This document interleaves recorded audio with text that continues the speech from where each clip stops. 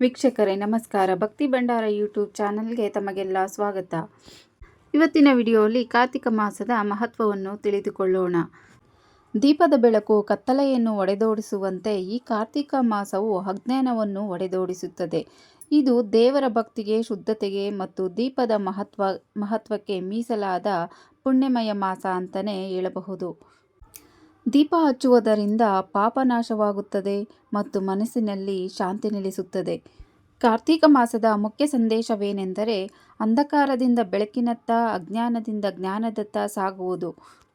ಈ ಕಾರ್ತಿಕ ಮಾಸದ ತಿಂಗಳಿನಲ್ಲಿ ಅನೇಕ ಹಬ್ಬಗಳನ್ನು ಆಚರಿಸಲಾಗುತ್ತದೆ.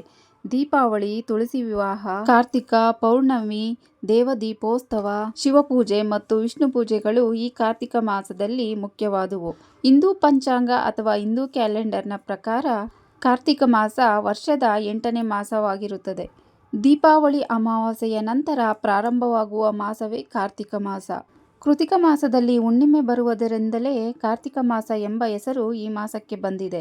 ಕಾರ್ತಿಕ ಮಾಸಕ್ಕೆ ಸಮನಾದ ಮಾಸವಿಲ್ಲ, ಕೃತಯುಗಕ್ಕೆ ಸಮನಾದ ಯುಗವಿಲ್ಲ, ವೇದಗಳಿಗೆ ಸಮನಾದ ಶಾಸ್ತ್ರವಿಲ್ಲ, ಗಂಗಾ ನದಿಗೆ ಸಮನಾದ ತೀರ್ಥವಿಲ್ಲವೆಂದು ಸ್ಕಂದ ಪುರಾಣ ಉಲ್ಲೇಖಿಸುತ್ತದೆ. ಕಾರ್ತಿಕ ಮಾಸ ಶಿವ ದೇವರಿಗೆ, ವಿಷ್ಣು ದೇವರಿಗೆ ಪ್ರಿಯವಾದ ಮಾಸ. ಈ ಮಾಸದಲ್ಲಿ ಮಾಡಲಾಗುವಂತಹ ಸ್ನಾನ, ಧ್ಯಾನ ಮತ್ತು ವ್ರತ ಆಚರಣೆಗಳನ್ನು ವಿಶೇಷ ಪುಣ್ಯವನ್ನು ನೀಡುತ್ತವೆ ಎಂದು ಹೇಳಲಾಗಿದೆ. 2025 ಇಸವಿಯಲ್ಲಿ ಕಾರ್ತಿಕ ಮಾಸ ಅಕ್ಟೋಬರ್ 22ರಿಂದ ಅಂದರೆ ಬಲಿಪಾಡ್ಯಮಿ ದಿನ ಪ್ರಾರಂಭವಾಗಿ ನವೆಂಬರ್ 20ಕ್ಕೆ ಮುಕ್ತಾಯವಾಗುತ್ತದೆ. ಶಿವ ಮತ್ತು ವಿಷ್ಣು ದೇವರ ಪೂಜೆಗೆ ಈ ಮಾಸ ಏಕೆ ಶ್ರೇಷ್ಠವೆನಿಸಿಕೊಳ್ಳುತ್ತದೆ ಎಂದರೆ ಈ ಮಾಸದಲ್ಲಿ ನಾವು ಮಾಡುವಂತಹ ಪುಣ್ಯ ಕಾರ್ಯಗಳು ಶಿವ ಪರಮಾತ್ಮನಿಗೆ ಅತ್ಯಂತ ಶ್ರೇಷ್ಠವಾದ ಮಾಸ ಕಾರ್ತಿಕ ಮಾಸ. ಹಾಗಾಗಿ ಕಾರ್ತಿಕ ಮಾಸದ ಸೋಮವಾರದಂದು ಶಿವ ಪರಮಾತ್ಮನನ್ನು ಆರಾಧಿಸುವುದರಿಂದ ಹೆಚ್ಚು ಫಲ ದೊರೆಯುತ್ತದೆ. ಕಾರ್ತಿಕ ಮಾಸಕ್ಕೂ ಶಿವ ಪರಮಾತ್ಮನಿಗೂ ಇರುವ ಸಂಬಂಧವೇನು ಎನ್ನುವುದಾದರೆ, ಒಂದು ದಿನ ರಾಕ್ಷಸರಾದ ತಾರಾಸುರನ 3 ತಮ್ಮಂದಿರು ಬ್ರಹ್ಮದೇವರನ್ನು ಕುರಿತು ತಪಸ್ಸನ್ನು ಆಚರಿಸುತ್ತಾರೆ.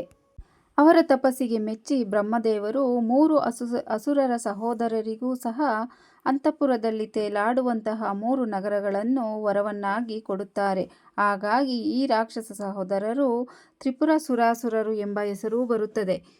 ಹಾಗೆಯೇ ಯಾರು ಈ 3 ನಗರಗಳನ್ನು ಒಂದೇ ಬಾಣದಿಂದ ಸುಟ್ಟು ಬೂದಿ ಮಾಡುತ್ತಾರೋ ಅವರಿಂದ ಮಾತ್ರ ಈ ರಾಕ್ಷಸರಿಗೆ ಮರಣ ಎಂದು ಬ್ರಹ್ಮದೇವರು ಹೇಳಿರುತ್ತಾರೆ. ಬ್ರಹ್ಮದೇವರ ವರದಿಂದ ಬೀಗುತ್ತಿದ್ದ ತ್ರಿಪುರಾಸುರರು ಸ್ವರ್ಗದ ಮೇಲೆ ಆಕ್ರಮಣ ಮಾಡಿ ದೇವಾನುದೇವತೆಗಳನ್ನು ಅಲ್ಲಿಂದ ಹೊರಗಾಕುತ್ತಾರೆ. ದೇವಾನುದೇವತೆಗಳು ಬೇರೆ ದಾರಿ ಕಾಣದೆ ದೇವತೆಗಳು ಪರಮೇಶ್ವರನ ಮೊರೆಹೋಗುತ್ತಾರೆ. ನಂತರ ಎಲ್ಲ ದೇವತೆಗಳು ಸೇರಿಕೊಂಡು ತಮ್ಮ ಶಕ್ತಿಯಿಂದ ಒಂದು ಬಾಣವನ್ನು ತಯಾರಿಸುತ್ತಾರೆ. ಆ ಬಾಣದಿಂದ ಶಿವ ಪರಮಾತ್ಮರು ತ್ರಿಪುರಾಸುರ ರಾಕ್ಷಸರನ್ನು ಒಂದೇ ಏಟಿಗೆ ಸುಟ್ಟು ಬೂದಿ ಮಾಡುತ್ತಾರೆ.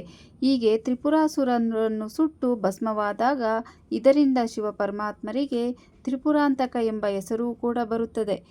ಈ ಘಟನೆ ನಡೆದಿದ್ದು ಕಾರ್ತಿಕ ಮಾಸದ ಪೌರ್ಣಮಿಯ ದಿನದಂದು. ಹಾಗಾಗಿ ಕಾರ್ತಿಕ ಮಾಸದಲ್ಲಿ ಶಿವ ಪರಮಾತ್ಮರನ್ನು ಅವರಿಗೆ ಇಷ್ಟವಾದಂತಹ ಸೋಮವಾರಗಳ ದಿನದಂದು ವಿಶೇಷವಾಗಿ ಪೂಜಿಸಲಾಗುತ್ತದೆ. ಹಾಗಾಗಿಯೇ ಕಾರ್ತಿಕ ಮಾಸ ಮಹಾವಿಷ್ಣು ದೇವರಿಗೂ ಅತ್ಯಂತ ಪ್ರಿಯವಾದುದು. ಏಕೆಂದರೆ ಆಷಾಢ ಮಾಸದ ಶುಕ್ಲಪಕ್ಷದ ಏಕಾದಶಿಯಂದು ತೀರಸಾಗರದಲ್ಲಿ ಯೋಗ ನಿದ್ರೆಗೆ ಜಾರಿದ್ದ ಮಹಾವಿಷ್ಣುವು ನಂತರ ಕಾರ್ತಿಕ ಮಾಸದಲ್ಲಿ ಬರುವಂತಹ ಪ್ರಬೋಧಿನಿ ಏಕಾದಶಿಯಂದು ನಿದ್ರೆಯಿಂದ ಜಾಗೃತಗೊಳ್ಳುತ್ತಾರೆ. ಮಹಾವಿಷ್ಣು ದೇವರಿಗೆ ಕಾರ್ತಿಕ ಮಾಸ ಪ್ರಾತಃ ಕಾಲದ ಸಮಯ. ಹಾಗಾಗಿ ಮಹಾವಿಷ್ಣು ದೇವರು ಈ ಸಮಯದಲ್ಲಿ ಪ್ರಸನ್ನಾವಸ್ಥೆಯಲ್ಲಿ ಇರುತ್ತಾರೆ. ಅಲ್ಲದೆ ಮಹಾವಿಷ್ಣುವು ಮತ್ಸ್ಯಾವತಾರವನ್ನು ತಾಳಿದ ದಿನವೂ ಸಹ ಇದೇ ಕಾರ್ತಿಕ ಮಾಸದ ಹುಣ್ಣಿಮೆಯ ದಿನದಂದು. ಈ ಕಾರಣದಿಂದಾಗಿ ಈ ಮಾಸದಲ್ಲಿ ಮಹಾವಿಷ್ಣು ದೇವರನ್ನು ಸಹ ಆರಾಧಿಸಲಾಗುತ್ತದೆ. ಕಾರ್ತಿಕ ಮಾಸದಲ್ಲಿ ದಾಮೋದರ ಭಗವಾನ್ ಕಾರ್ತಿಕೇಯ ಜನನವೂ ಸಹ ಈ ಮಾಸದಲ್ಲಿಯೇ ಆಗುತ್ತದೆ. ಆದ್ದರಿಂದ ಈ ಕಾರ್ತಿಕ ಮಾಸ ಬಹಳ ದೈವಿಕವೂ ಶ್ರೇಷ್ಠವೂ ಎನಿಸಿಕೊಳ್ಳುತ್ತದೆ. ಕಾರ್ತಿಕ ಮಾಸದಲ್ಲಿ ಪುಣ್ಯವನ್ನು ಸಂಪಾದಿಸಲು ಋಷಿಮುನಿಗಳು ಕೆಲವು ಆಚರಣೆಗಳನ್ನು ಉಲ್ಲೇಖಿಸಿದ್ದಾರೆ. ಕಾರ್ತಿಕ ಮಾಸದಲ್ಲಿ 10 ಆಚರಣೆಗಳನ್ನು ಆಚರಣೆ ಮಾಡುತ್ತಾರೆ. ದೀಪದ ಬೆಳಕು ಕತ್ತಲೆಯನ್ನು ಒಡೆದೋಡಿಸುವಂತೆ ಈ ಕಾರ್ತಿಕ ಮಾಸವು ಅಜ್ಞಾನವನ್ನು ಒಡೆದೋಡಿಸುತ್ತದೆ. ಇದು ದೇವರ ಭಕ್ತಿಗೆ, ಶುದ್ಧತೆಗೆ ಮತ್ತು ದೀಪದ ಮಹತ್ವಕ್ಕೆ ಮೀಸಲಾದ ಪುಣ್ಯಮಯ ಮಾಸ ಅಂತಲೇ ಹೇಳಬಹುದು. ಹಿಂದೂ ಧರ್ಮದಲ್ಲಿ ಕಾರ್ತಿಕ ಮಾಸವನ್ನು ಶ್ರೇಷ್ಠ ಮಾಸ ಎಂದೇ ಪರಿಗಣಿಸಲಾಗುತ್ತದೆ. ಹಿಂದೂ ಧರ್ಮದ ಪ್ರಕಾರ ಕಾರ್ತಿಕ ಮಾಸದಲ್ಲಿ ವಿಷ್ಣುದೇವನು ಏಕನಿದ್ರೆಯಿಂದ ಎದ್ದು ಬ್ರಹ್ಮಾಂಡದ ಕಾರ್ಯವನ್ನು ಮರಳಿ ಪಡೆದುಕೊಳ್ಳುತ್ತಾನೆ. ಈ ಕಾರ್ತಿಕ ಮಾಸದಲ್ಲಿ ದೀಪ ಹಚ್ಚುವುದರಿಂದ ಪಾಪ ನಾಶವಾಗುತ್ತದೆ ಮತ್ತು ಮನಸ್ಸಿನಲ್ಲಿ ಶಾಂತಿ ನೆಮ್ಮದಿ ನೆಲೆಸುತ್ತದೆ. ಕಾರ್ತಿಕ ಮಾಸದ ಮುಖ್ಯ ಉದ್ದೇಶವೇನೆಂದರೆ ಅಂಧಕಾರದಿಂದ ಬೆಳಕಿನತ್ತ, ಅಜ್ಞಾನದಿಂದ ಜ್ಞಾನದತ್ತ ಸಾಗುವುದು. ಕಾರ್ತಿಕ ಮಾಸದ ಮುನ್ನುಡಿಯಾಗಿ ದೀಪಾವಳಿ ಹಬ್ಬವನ್ನು ಆಚರಣೆ ಮಾಡುತ್ತೇವೆ. ದೀಪಾವಳಿ ಹಬ್ಬವನ್ನು ಆಚರಣೆ ಮಾಡುವುದರ ಮೂಲಕ ದೀಪಗಳನ್ನು ಬೆಳಗುತ್ತೇವೆ. ವೀಕ್ಷಕರೇ, ಕಾರ್ತಿಕ ಮಾಸದ ದೀಪದ ಮಹತ್ವ ಇದಾಗಿತ್ತು. ವೀಕ್ಷಕರೇ, ಈ ಮಾಹಿತಿ ನಿಮಗೆಲ್ಲ ಇಷ್ಟ ಆಗಿದೆ ಅಂತ ಅನ್ಕೊತೀನಿ. ಇಷ್ಟ ಆದರೆ ಪ್ಲೀಸ್ ಒಂದು ಲೈಕ್ ಮಾಡಿ, ಶೇರ್ ಮಾಡಿ, ಕಮೆಂಟ್ ಮಾಡಿ, ಹಾಗೆ ಸಬ್ಸ್ಕ್ರೈಬ್ ಮಾಡ್ಕೊಂಡು ಸಪೋರ್ಟ್ ಮಾಡಿ ಅಂತ ಕೇಳ್ತಾ ಮತ್ತೊಂದು ವಿಷಯದ ಜೊತೆ ಬರ್ತೀನಿ ಅಂತ ಹೇಳ್ತಾ ಧನ್ಯವಾದಗಳು.